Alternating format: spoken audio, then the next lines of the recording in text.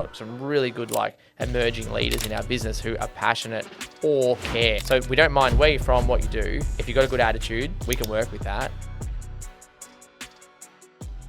What would you say your leadership style is like in terms of managing people, leading a team, selling the vision and the purpose and the beautiful product you built? So tell us your take on leadership. So we promote in our business, say this year and in the last couple of years, we're trying to grow the existing people who are in our business. We always have. From a very early age in the business, I met a person called Dan. He's been in the business for 9 years, coming up 10 years. It's finding the people that you know, not necessarily passionate, but are passionate enough to care about what they're doing. And Dan's certainly someone like that. Other people in our business, we've got some really good emerging leaders in our business who are passionate or care, and they're doing a fantastic job.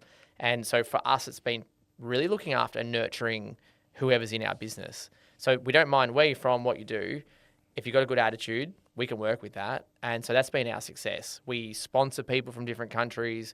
We work hard with the people we've got to sort of give them a new opportunity. And I'm not saying we're some charitable organisation, but it's what we try and essentially achieve is just doing the absolute best for our staff. The leadership element is, we're actually working on that a lot more now. The leadership becomes very important. And it's always sort of been me trying to impart leadership. Now it's sort of I'm trying to impart that to leaders to lead other, elements of the business. And that's just becoming fun. It feels, enjoyable to be teaching and working with other good leaders. Whereas I think 5 years ago, it was just me worrying about everything, doing everything, wanting a bit of feedback, not getting it always. Now I'm starting to get some good feedback and it's good.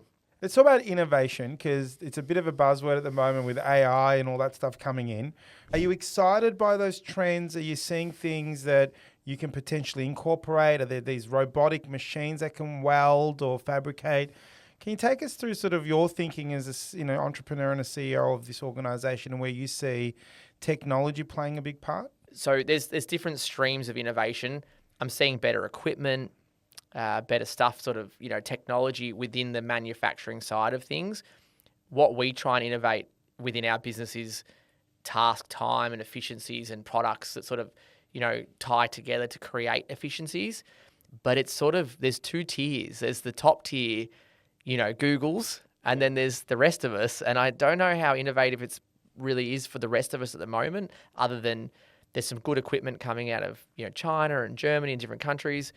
But is it really innovating what we do? I'm not sure. I think if you're talking production line, there's some probably great stuff out there.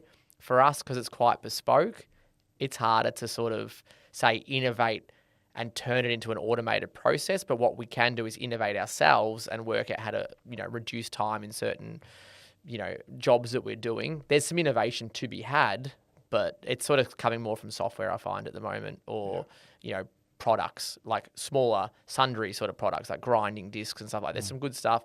But again, I could digress and go all day about how quality goes up on certain products and then it just drops off. But